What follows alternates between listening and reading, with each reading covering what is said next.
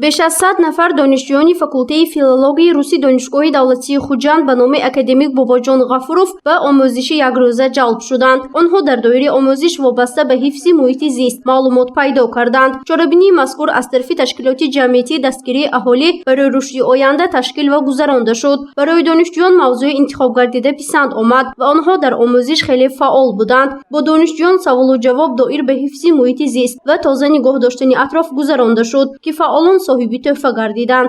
Давайте своим однокурсникам, чтобы тоже читали, ладно?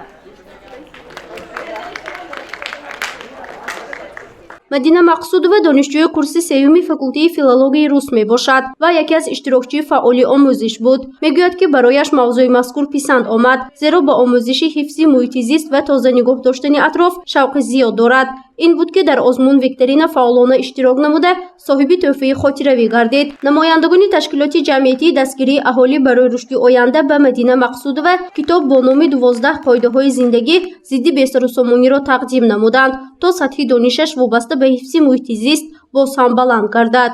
ما در زمین زندگی میکنیم و زمین خانه ما است. باید که برای تازه آزاد نگاه داشتن آن سعی و کوشش کنیم. با آن سوال که جواب دادم سوالی بسیار شوق‌آور بود. جوابش را نمیدانستم. نیازیدنی برای من تحفه گرفته من بسیار خوب شد.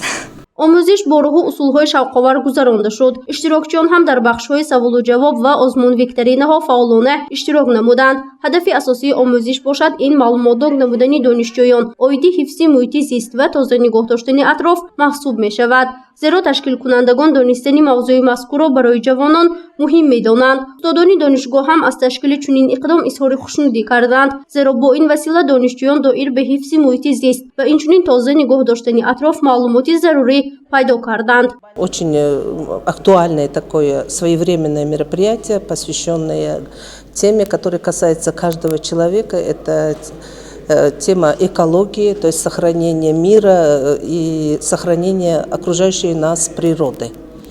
И наша цель была еще раз рассмотреть с молодежью вопросы экологии, проблемы, которые у нас есть, и найти пути их решения, чтобы молодежь научилась доносить до других структур именно вот это экологические проблемы.